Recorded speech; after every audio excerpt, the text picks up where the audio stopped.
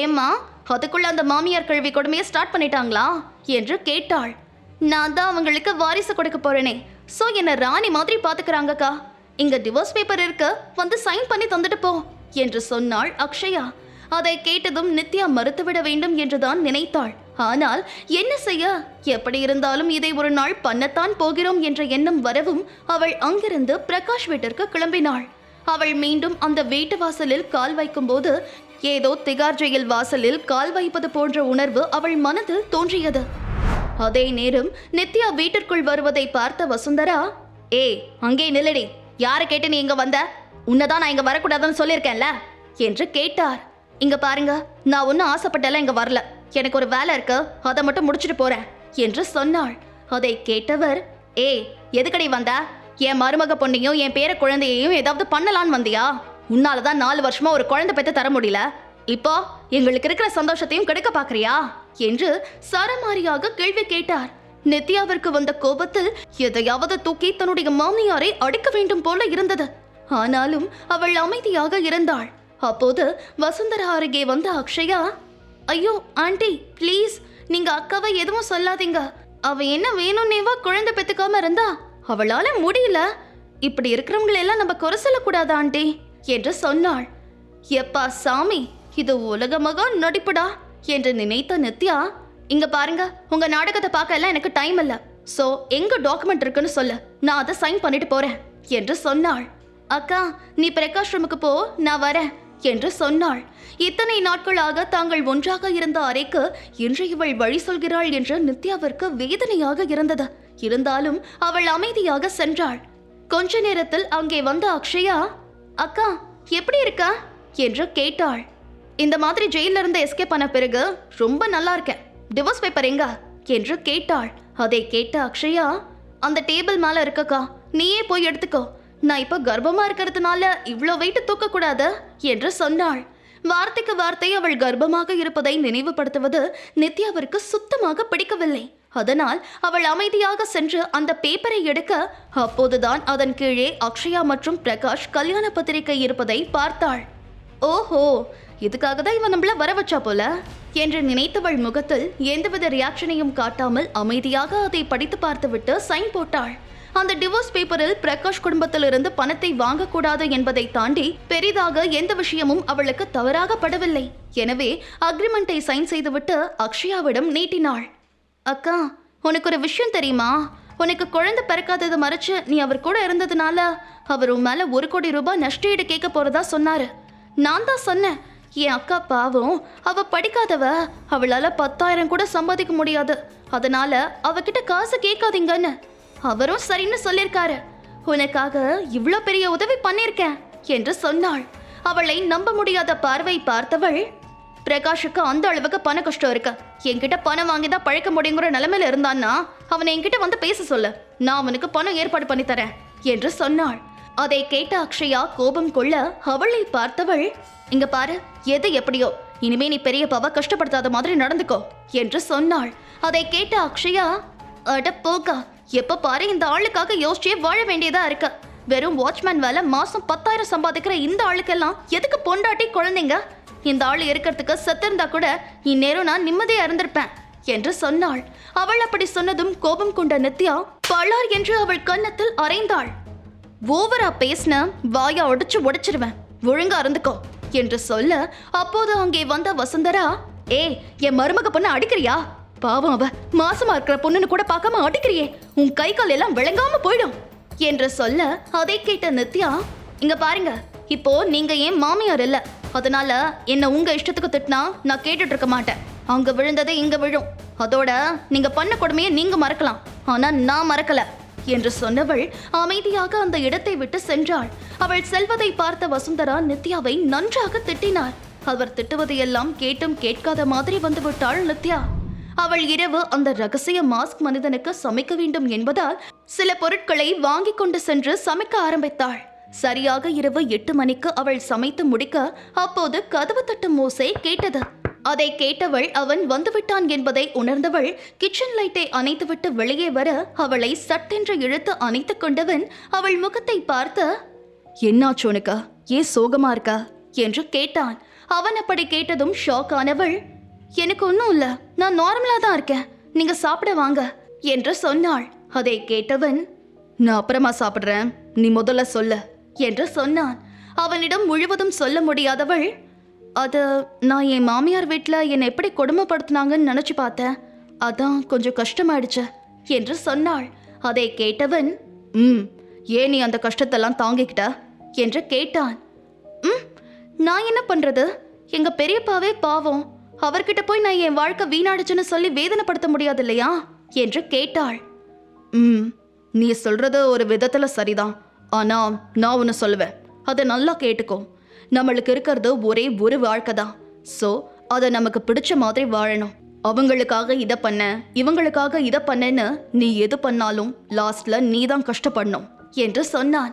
அதை கேட்டவள் அதுவும் உண்மைதான் என்று சொல்லிவிட்டு அவனை பார்த்து, நான் உங்ககிட்ட ஒன்று கேட்கலாமா என்றாள். தாராளமா கேளு என்றான். உடனே அவள், அது உங்க ஏஜ் என்ன என்று கேட்டாள். அதை கேட்டவன் அமைதியாக இருக்க, சொல்ல முடியாதுன்னா பரவாயில்ல, நான் தப்பா எடுத்துக்க மாட்டேன் என்று சொன்னாள். குட் பேபி கேர்ள், என் பர்சனல் கேள்வியை என்கிட்ட கேட்காம இருக்கிறது தான் நல்லது என்று சொன்னான். அதன் பிறகு நித்யா அமைதியாக இருக்க, நீ பிரகாஷ உண்மையா லவ் பண்ணியா என்று கேட்டான். அவன் அப்படி கேட்டதும் பதட்டமானவள் என்ன பதில் சொல்ல என்று தெரியாமல் முழித்தாள். உண்மையில் அவளுக்கு கூட அதற்கான பதில் தெரியவில்லை. நித்யா காஃபி ஷாப் ஒன்றில் வேலை பார்த்து கொண்டு இருக்கும்போது பிரகாஷின் தாத்தா அங்கே வந்திருந்தார். அவருக்கு அப்போது உடல்நலம் சரியில்லாமல் போனதும் நித்யா தான் அவரை காப்பாற்றினாள். அதற்கு நன்றி கடனாகத்தான் தாத்தா அவளை பிரகாஷுக்கு கல்யாணம் பண்ணி வைத்தார். நித்யாவிற்கு ஆரம்பத்தில் இந்த திருமணத்தில் விருப்பம் இல்லை. ஆனால் தாத்தா அக்ஷயா படிப்புக்கு தேவையான பணத்தை தருகிறேன் என்று சொன்னதால் வேறு வழியில்லாமல் ஒத்துக்கொண்டாள். தாத்தாவிற்கு வயதானதால் அப்போது பிரகாஷும் வேறு வழியில்லாமல் ஓகே சொன்னான். ஆனால் அதன் பிறகு அவர்களுக்குள் பெரிதாக எந்த உறவும் இருக்கவில்லை. அதையெல்லாம் யோசித்தவள் இவனுக்கு எப்படி எக்ஸ்பிளைன் செய்வது என்று புரியாமல் விழிக்க, அப்போது அவளை அழைத்தவன், நான் சிம்பிளா ஒரு கேள்விதான் கேட்டேன், அதுக்கே பதில் சொல்ல இவ்வளோ யோசனை? நீ இந்த கேள்விக்கு பதில் சொல்லலைன்னா கூட பரவாயில்ல, ஓகேவா என்று சொன்னான். அதை கேட்ட பிறகுதான் அவளுக்கு நிம்மதியாக இருந்தது. அவனை சாப்பிட அழைத்து வந்தாள். இருவரும் சேர்ந்து சாப்பிட்டார்கள். அவனுக்காக சப்பாத்தி, இடியாப்பம், குருமா, கார்ன் சூப் என எல்லாம் செய்திருந்தாள். அதை சாப்பிட்ட உடனே அவனுக்கு பிடித்திருந்தது. அதை கவனித்தவள் அவனுக்கு மீண்டும் அதை வைத்தாள். அவன் முகம் தெரியவில்லை என்றாலும் அவன் ரசித்து சாப்பிடுவது அவளுக்கு பிடித்தது. பிரகாஷ் இப்படியெல்லாம் சாப்பிடவே மாட்டான். அதோடு அவள் இவனுக்கு செய்தது போல் யாருக்காகவும் விரும்பியெல்லாம் சமைத்ததும் இல்லை. அவள் அதையெல்லாம் யோசித்தபடி அவனை பார்க்க எதிர்ச்சியாக அவளை கவனித்தவன், ஓய் என்ன ஆச்சு, ஏன் என்ன அப்படி பார்க்கிற என்று கேட்டான். அதை கேட்டவள், ஒண்ணுமில்ல என்று சொன்னாள். அவள் சொன்னதை கேட்டவன், இங்க பாரு, நானும் சாதாரணமான பையன்தான், நீ இப்படியே பார்த்தா அப்புறம் என் மனசு மாறிடும் என்று சொன்னான். அவன் சொன்ன வார்த்தையின் அர்த்தம் அவளுக்கு புரியவே இல்லை. அட என்ன இவரு, மாஸ்கெல்லாம் போட்டுக்கிட்டு எப்பவும் இருட்டிலேயே வாழறாரு, ஆனா தன்னை என்னவோ ரொம்ப சாதாரண ஆள் மாதிரி சொல்றாரு என்று யோசித்தவள், இல்ல எனக்கு நீங்க எனக்காக இவ்வளோ பண்ணியிருக்கீங்க, என் பெரியப்பா உயிரோடு இருக்க காரணமே நீங்க தான். ஸோ உங்களுக்கு என்னெல்லாம் பிடிச்சிருக்கோ அதையெல்லாம் நான் பண்றேன். சமைக்கிறது, ட்ரெஸ் வாஷ் பண்றது, வீடை கிளீனா வச்சுக்கிறது எல்லாமே நான் பெஸ்டா பண்ணுவேன் என்று சொன்னாள். அவள் சொன்னதை கேட்டவன், இதெல்லாம் ஓகே தான், ஆனா எனக்கு வேலைக்காரி வேண்டாம், ஒரு பார்ட்னர் தான் வேணும். நீ உன்னையே ரொம்ப தாழ்த்துக்கிற, அதான் பிரச்சனை. இது எல்லாத்தையும் நான் மாத்தி காட்டுறேன். அடுத்த நாள் காலை எழுந்திருக்கும் போது அவன் இல்லை. மணி 8 தாண்டி இருந்தது. நித்யா பிரகாஷ் வீட்டில் இருந்தவரை அவளை வசுந்தரா இவ்வளவு நேரம் தூங்க விட்டதே இல்லை. அவளுக்கும் நிம்மதியாக அங்கே உறக்கம் வந்ததில்லை. ஆனால் இங்கே வந்த பிறகு அவளுக்கு நிம்மதியான உறக்கம் இருந்தது. அதையெல்லாம் நினைத்தவள் அமைதியாக இருக்க, அப்போது அவள் போன் அடித்தது. உடனே போனை அவள் அட்டன் செய்தாள். அந்த பக்கத்தில் இருந்து பேசிய ஜெனி, ஹே நித்யா, ஒரு குட் நியூஸ், உனக்கு குழந்தை பெத்துக்க முடியாதுன்னு வந்த ரிப்போர்ட் போய், உன்னால குழந்தை பெத்துக்க முடியும் என்று சொன்னாள். அதை கேட்ட நித்யா அதிர்ச்சி அடைந்தாள். அவளுக்கு என்ன சொல்ல என்றே தெரியவில்லை. அவள் ஒரு செகண்ட் அமைதியாக அந்த பக்கத்தில் இருந்த ஜெனி, ஹே உனக்கு நான் சொல்றது கேக்குதா இல்லையா என்று கேட்டாள். எனக்கெல்லாம் கேக்குது. அப்போ எனக்கு குழந்தை பிறக்குமா? ஆனா ரிப்போர்ட் அப்படி வரலையே என்று குழப்பமாக கேட்டாள். அதையெல்லாம் கேட்ட ஜெனி, இங்க பாரு, நான் உனக்கு ஒரு காஃபி ஷாப் நேம் சொல்றேன், அங்க வா, நம்ம நேர்ல எல்லாம் பேசுவோம் என்று சொன்னாள். அதை கேட்ட நித்யா அங்கே கிளம்பி சென்றாள். அவளை பார்த்ததும் ஜெனி, உனக்காக தான் நான் வெயிட் பண்ணிட்டு இருந்தேன். நீ முதல்ல இந்த வீடியோவை பாரு, இதை பார்த்தா உனக்கு எல்லாம் புரியும் என்று சொன்னாள். அதை கேட்ட நித்யா வீடியோவை பார்க்க அதில் அக்ஷயா லேபில் வேலை செய்யும் ஒருவருக்கு பணம் கொடுப்பது தெளிவாக பதிவாகி இருந்தது. அதையே கொஞ்ச நேரம் பார்த்த நித்யா அதை ஜெனியிடம் கொடுக்க, ஜெனி அவளை பார்த்தவள், இங்க பாரு, இந்த திருட்டு குட்ட அக்ஷயா தான் ஒரு ரிப்போர்ட்டை மாத்த சொல்லிருக்கா. அதனாலதான் ஒரு ரிப்போர்ட் மாறி வந்திருக்கு. 1000 தான் இருந்தாலும் கடவுள்ல ஒருத்தர் இருக்காரு தான், அதனாலதான் இவன் மாட்டிருக்கா. பொதுவா இந்த கேமரா கைனகாலஜி டிபார்ட்மெண்ட் கிட்ட தான் இருக்கும். ஆனா அந்த கேமரா நேத்து தான் ரிப்பேர் பண்ணாங்க. சோ கொஞ்சம் ஆங்கிள் மாறி இருக்கு, அதனாலதான் இவன் மாட்டிருக்கா என்று சொன்னாள். இதையெல்லாம் கேட்ட நித்யாவிற்கு கஷ்டமாக இருந்தது. ஹே, இவ இதெல்லாம் எதுக்கு பண்ணா? நான் அவளுக்கு நல்லது தானே பண்ண என்று கேட்டாள். அடிப்பொடி பைத்தியக்காரி, நீ நல்லது பண்ண அவளும் உனக்கு நல்லது பண்ணுவாளா? எனக்கு என்னவோ அவ பல நாளா இதுக்கு பிளான் பண்ணி இருப்பாளோன்னு தோணுது. ஏன் தெரியுமா, இந்த பணத்தை கூட அவ உன்னை உன் மாமியார் டெஸ்ட் எடுக்க கூட்டிட்டு வரதுக்கு முந்தின நாள் தான் கொடுத்துருக்கா.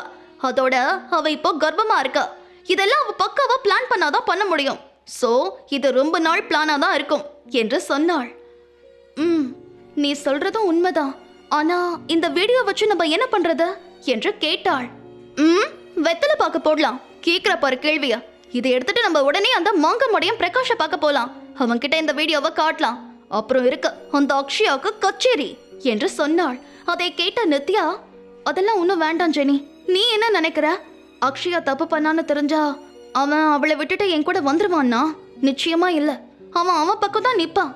ஏன்னா இப்ப அவ கர்ப்பமா இருக்கா என்று சொன்னாள். சரி, ஓகே, அப்போ நம்ம அவன்கிட்ட எதுவும் சொல்ல வேண்டாம். ஆனா அதுக்கு பதிலா உனக்கு குழந்தை பிறக்குங்கிற உண்மையை சொல்லி அவங்க இத்தனை நாள் உன்னை பண்ண டார்ச்சருக்கு நஷ்ட ஈடா பல கோடி பணம் கேட்கலாம் என்று சொன்னாள். அதெல்லாம் செட் ஆகாது ஜெனி. அவங்களே வேண்டான்னு சொல்றோம், அவங்க காசு மட்டும் எதுக்கு என்று கேட்டாள். ஐயோ, நீ ஏன் இவ்வளவு நல்லவளா இருக்க? சரி, அதை விட உன் வாழ்க்கையில மாஸ்க் போட்டுட்டு ஒரு நல்லவன் சுத்திட்டு இருக்காரே, அவர் எப்படி உன்னை பாத்துக்கிறாரு என்று கேட்டாள் ஜெனி. இது வரைக்கும் என்ன நல்லா தான் பாத்துக்கிறாரு என்று சொன்னாள்.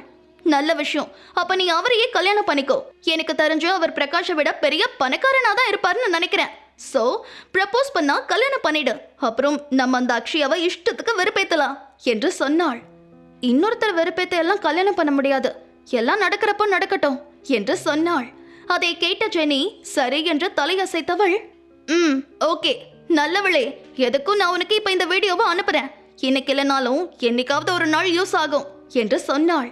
அதை கேட்ட நித்யா சரி என்று சொன்னவள், ஏன் ஜெனி, இந்த வீடியோல அவங்க பேசுறது எதுவும் கேட்கல? ஒருவேளை நம்ம தப்பா புரிஞ்சுக்கிட்டா என்ன பண்றது? எனக்கு குழந்தை பிறக்காதுன்னு தான் எனக்கும் தோணுது என்று சொன்னாள். அதை கேட்ட ஜெனி, ஐயோ கடவுளே, நீ ஏன் இப்படியெல்லாம் பேசிட்டு இருக்க? சரி, உனக்கு டவுட்டா இருக்குல்ல? ஓகே, அப்போ இன்னொரு டெஸ்ட் எடுப்போம். அதுல என்ன ரிசல்ட் வருதுன்னு பாப்போம் என்று சொன்னவள் அவளை இன்னொரு ஹாஸ்பிட்டல் அழைத்து சென்று டெஸ்ட் எடுத்தாள். ரிப்போர்ட் அன்றே வந்துவிடும் என்று ஹாஸ்பிட்டலில் சொல்லிவிட நித்யாக்குத்தான் பதட்டமாக இருந்தது. ஒரு வழியாக ரிப்போர்ட் வந்துவிட அதை பிரித்து பார்த்தவளுக்கு அதிர்ச்சி காத்திருந்தது. முழு கதையையும் கேட்டு மகிழ பாக்கெட் FM ஆப்பை டவுன்லோட் செய்யுங்கள். லிங்க் டிஸ்கிரிப்ஷனில் கொடுக்கப்பட்டுள்ளது.